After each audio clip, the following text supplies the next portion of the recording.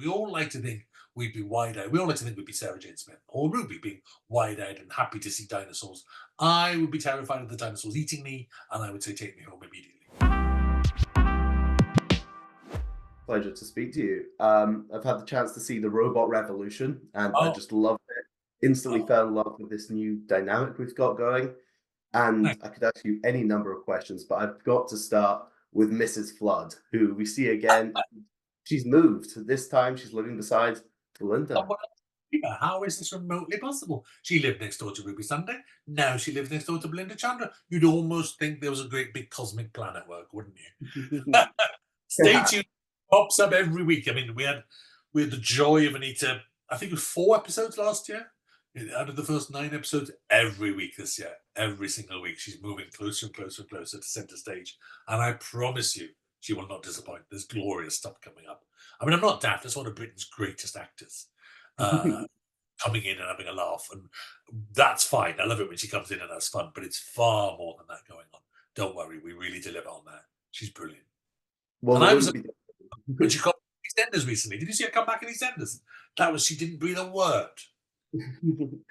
I can't wait to see how it unfolds. And speaking of Belinda, I do have to ask about another thing. We all know in Doctor Who there is no such thing as a coincidence. And Uh-huh. now I noticed that Belinda has the same surname as Rani Chandra from the Sarah Jane Adventures. I'm wondering, is there No, anything? no, that is a coincidence. I'm afraid it's like it's a very Kerala specific background. Went through a number of surnames with Belinda, and but to make it Kerala based, and also I wanted it to sound good because, of course, I'm stuck with the whole episode with the planet called Miss Belinda Chandra One, with robots called Miss Belinda Chandra Bots, with a city called Miss Belinda Chandraville, and people called Miss Belinda Chandra Kind who drop bombs called Miss Belinda Chandra Bombs. So I had to have a name that sounded good. And believe me, there were an awful lot of surnames from Kerala that didn't sound good. So I accepted the fact that I'd used Chandra in the past, but there is no connection. It just sounded good. Yeah. Well, I can imagine that took a number of tries to find the right one. Oh my god, I literally had to try out. I had a list here, and I would try them all out in the dialogue. Some of them were just impossible. So I think we got the best option in the end. So I've got to ask as well. Obviously, we've got 8 exciting weeks of season 2 coming up, and obviously, I'm sure it's going for plenty of fun. But I've got to ask about what comes beyond that. So obviously, we know decisions still to come on season 3, all of that. Do you have any plans for a Christmas special this year? And can you give any updates on the war between the land and the sea? No updates on Doctor Who. Just have to wait and see. Conversations are happening, obviously, and the war between the land and the sea. We just had a big edit onto it. That's looking so magnificent. It's like um it's so different to what people are expecting. I think it's absolutely beautiful. It contains some of the most epic stuff we've ever shot in Cardiff. It's really beautiful. And we've got Russell Tovey in the lead. It's a very different show. It's a bit older than Doctor Who. Not too old. It's not as old as Torchwood went. It's kind of straddling that sort of 8 o'clock audience, I would say, instead of 7 o'clock. And or opposed to 9 o'clock. Or any time of the day, of course, on streaming. But it's lovely. We're delighted with it. It's like we haven't actually shown Russell or Gugu any episodes yet, and we're soon. It's about time we need to sit down and do that with them because it's wonderful. I'm curious, when do you think fans will be seeing that? Do you have any idea of that yet, or is that still? Very, very specific idea, and you're not getting that out of me, Sam. Well, I have to try. I have to try. I know exactly when, but because all of our effects edits are aiming for that date, but don't Mm. worry. Now, circling back to Doctor Who and stuff, obviously we have Shooty coming in for a second round of episodes, and I think you can feel more and more that he's coming into the role. How would you kind of say his Doctor differs in season 2 with Belinda to season 1 with Ruby?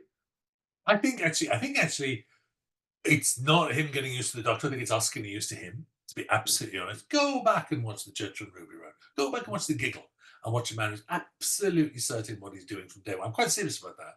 It's like I think it's what you bring to it, and it's like that's a very brilliant actor who always knew exactly what he wanted to do, and it's right there. He would be modest in interviews and talk about learning and stuff like that.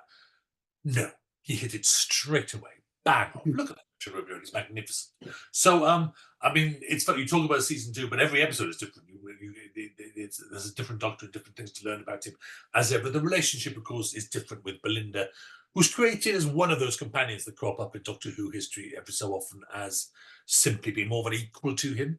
It was Ruby was beautifully young, and it was such a beautiful thing to cast an 18-year-old as an 18-year-old. Phenomenally rare in television. That automatically made the Doctor a bit older, which I loved, and that made him king of the world. And she listened, she was wide eyed. She's kind of learned to grow up and move away from him, and she comes back. And we have phenomenal scenes where you see Ruby is now more than equal for the Doctor. But at the same time, on board the TARDIS, you just want that other take, which is that, I mean, there's many takes on Doctor Who, but one of the classic takes is to walk into the TARDIS and say, "Isn't it wonderful?" But the second take is to be Belinda Chandra and to walk into the TARDIS and say, "Everyone is pointing a gun at my head. Everyone. And where we land, they want to blow me up, or dematerialize me, or dissect me, or turn my head into a robot, or just shoot me like a piece of gorgonzola with laser beams." And she's not having it. It's very significant that she's a nurse in A&E. She's done the emergency departments. So she's very much aware of injury and illness and danger of death, and she's not having it. And it makes sense. It's actually truly that's what I believe with the Doctor. We all like to think we'd be wide-eyed. We all like to think we'd be Sarah Jane Smith or Ruby being wide-eyed and happy to see dinosaurs. I would be terrified of the dinosaurs eating me, and I would say, "Take me home immediately." And that's Belinda, but except she's desperate to get back to work, and she's desperate to get back to specifically May the 24th, 2025, and that's the one date they can't reach. And if you study your calendar, you will see that one episode, this took a lot of work and a lot of convincing with various broadcasting partners. There is the episode 7 transmits on May the 24th, 2025, when we will see what terrible things are happening.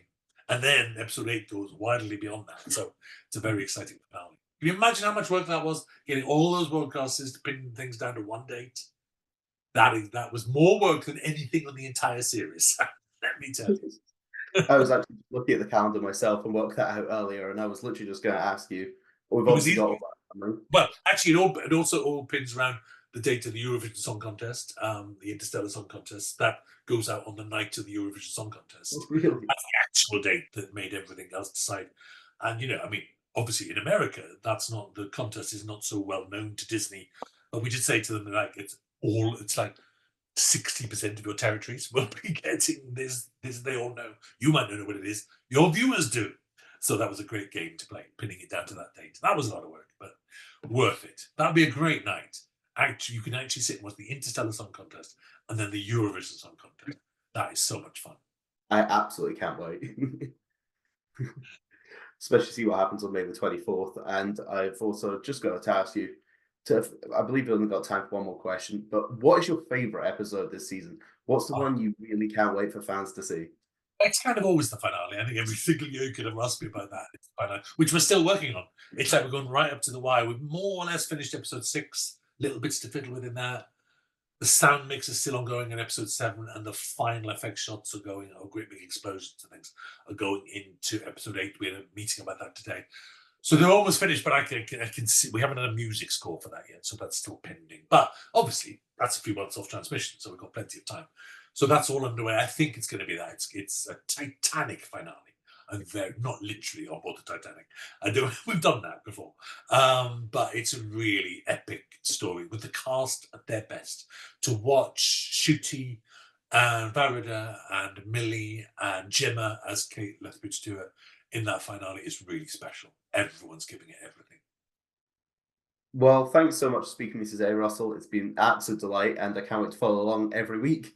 Pleasure. Thank you. Do enjoy it. I think you will, honestly.